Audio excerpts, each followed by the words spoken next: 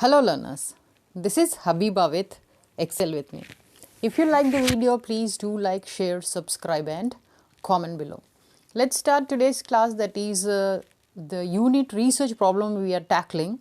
Already we have done with the topics of what is a research problem, what are the characteristics of a good research problem, all of the things we have discussed. Today we are going to discuss the errors in selecting a research problem.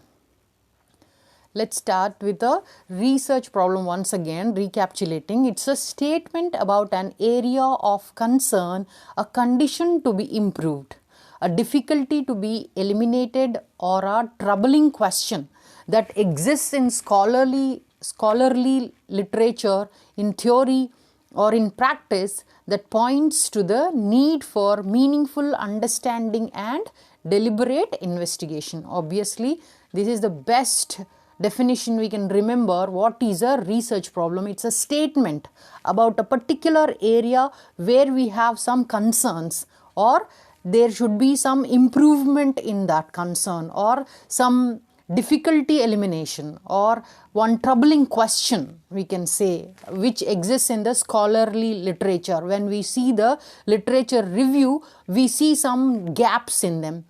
So maybe in theory also, maybe in practice, that points to the need for meaningful understanding, for doing better investigation. So let's start with the errors in selecting a research problem. First, the concept of formulating a good research topic starts with an interesting topic. If the topic is not interesting, nobody will be interested in the research work. So the researcher should look for a topic that generates interest and intrigue. That means arouse the curiosity of the reader for the researcher as well as the reader also. So however, researchers make common and unrecognizable mistakes in formulating and clarifying the research topic. So what are the common mistakes in formulating and clarifying research topics? Let's understand here. Number one, population specification. That is, population specification errors occur when the researcher does not understand who they should survey. So that's the first question mark in the mind of a researcher. So who will be my subjects or population where I can draw the sample from? So this error comes about when the survey participation is selected by the respondents themselves, meaning that only those who are interested take part in the survey. Then error can occur.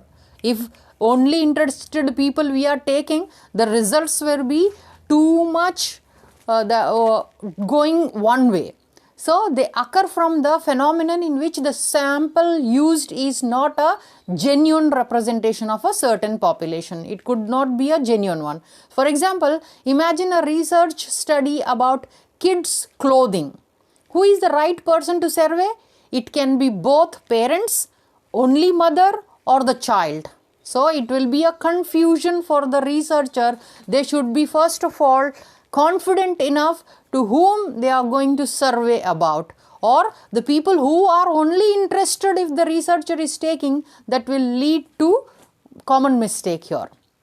Second one, sampling error, that is sampling and sample frame errors. So survey sampling and sample frame errors occur when the wrong subpopulation is used to select a sample, or because of variation in the number or representativeness of the sample that responds, but the resulting sample is not representative of the population concerned. So when we are taking any sample, if the sample is not representing the population, then it will occur the sampling error. So sampling frame errors arise when researchers target the subpopulation wrongly while selecting the sample. Let's see the example here for picking a sample frame from the telephone while white pages book may have erroneous inclusions because people shift their cities. Obviously, if the researcher is taking the white book only, but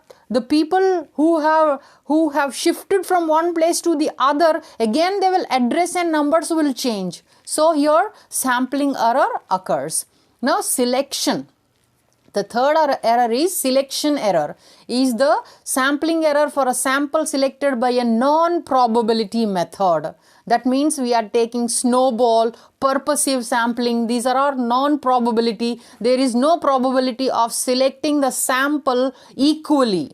So when respondents choose to self-participate in a study and only those interested respond, you can end up with selection error because there may already be an inherent bias. So this can also occur when respondents who are not relevant to the study participate, or when there's a bias in the way participants are put into groups. So who are interested and those only, or the people who the researcher knows they are taking without the matching of the topic or the problem statement, then it will occur the selection error.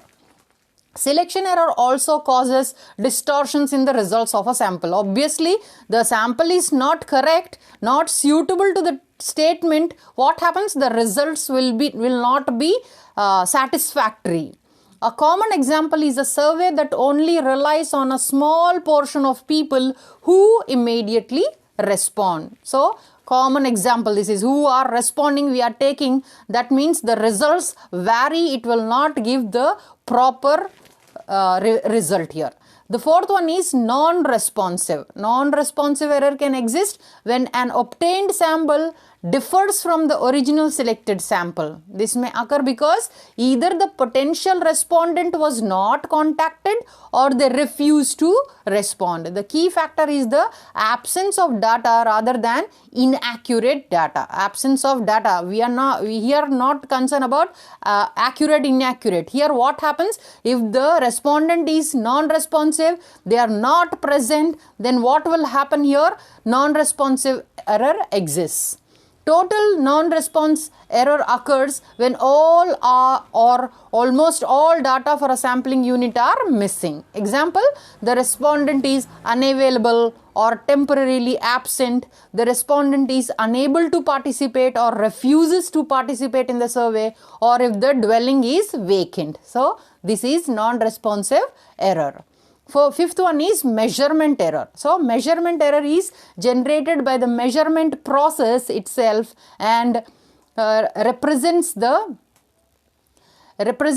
difference between the information generated and the information wanted by the researcher. Generally, there is always some small level of measurement error due to uncontrolled factors. So, this measurement error, when it will occurs, it's a process itself. So that means it represents the difference between the information generated and information wanted by the researcher. Then this measurement error occurs.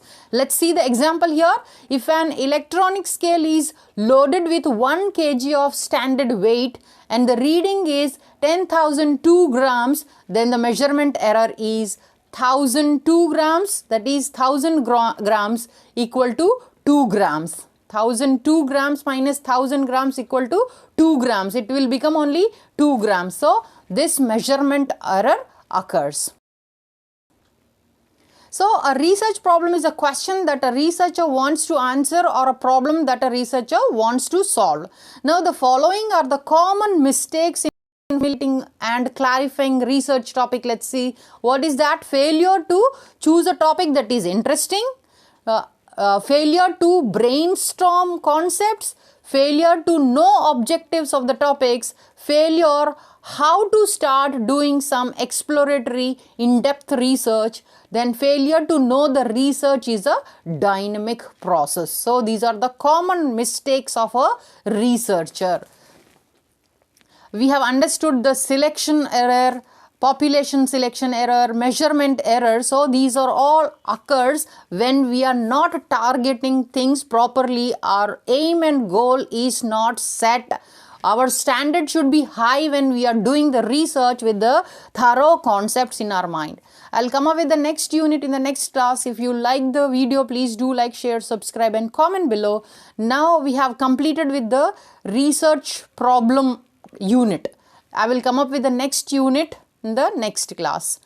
Thanks for your attention and time. Happy learning.